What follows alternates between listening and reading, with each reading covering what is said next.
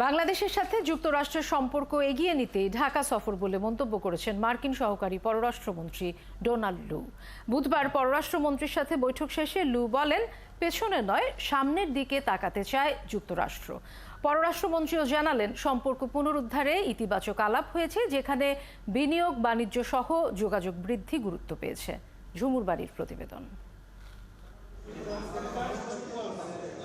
3 দিনের সফরে বুধবার পররাষ্ট্র মন্ত্রণালয়ে এলেন যুক্তরাষ্ট্রের দক্ষিণ ও মধ্য এশিয়া বিষয়ক সহকারী পররাষ্ট্রমন্ত্রী ডোনাল্ড লু।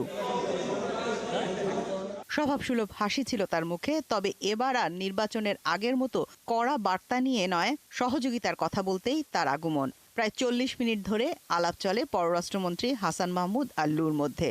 আলাপ শেষে লিখিত বক্তব্যে লু বলেন, সম্পর্কের টানাপোড়েন থাকতেই পারে, তবে তা আর সামনে আনতে চায় না যুক্তরাষ্ট্র। I visited Bangladesh these last 2 days in order to try to rebuild the trust. দুই দেশের জনগণের মধ্যে আস্থা ফিরিয়ে আনতেই আমার এই সফর। গত বছর আমাদের মধ্যে অনেক অস্বস্তি ছিল। আমরা চেষ্টা করেছি যেন একটি স্বচ্ছ ও নিরপেক্ষ নির্বাচন হয়। আমরা সামনের দিকে তাকাতে চাই, পেছনের দিকে নয়।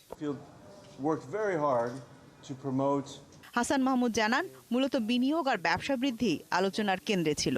নির্বাচন নিয়ে কোনো আলাপই হয়নি বৈঠকে। উভয় পক্ষ আলোচনা করেছি যে অতীতে কি ঘটেছে সেগুলো আমরা দেখতে চাই না, আমরা ভবিষ্যতের দিকে তাকাতে চাই। বিভিন্ন দেশের নানা কনসার্ন থাকে, তারা তাদের কনসার্নগুলো ব্যক্ত করেছিল। দেশে অত্যন্ত সুষ্ঠু, অবাধ, নিরপেক্ষ নির্বাচন হয়েছে। তারা আমাদের সম্পর্ককে বিস্তৃত, গভীর করতে চায়, আমরাও করতে চাই, এবং সেই লক্ষ্য নিয়ে এই সফরে তিনি এসেছেন। লু ভারত, শ্রীলঙ্কা হয়ে ঢাকা এসেছেন মঙ্গলবার। এরপর সুধী সমাজের সাথে বৈঠক ছাড়াও জলবায়ু আর বাণিজ্য বিষয়ক কর্তা ব্যক্তিদের সঙ্গে আলাদা বৈঠক করেছেন।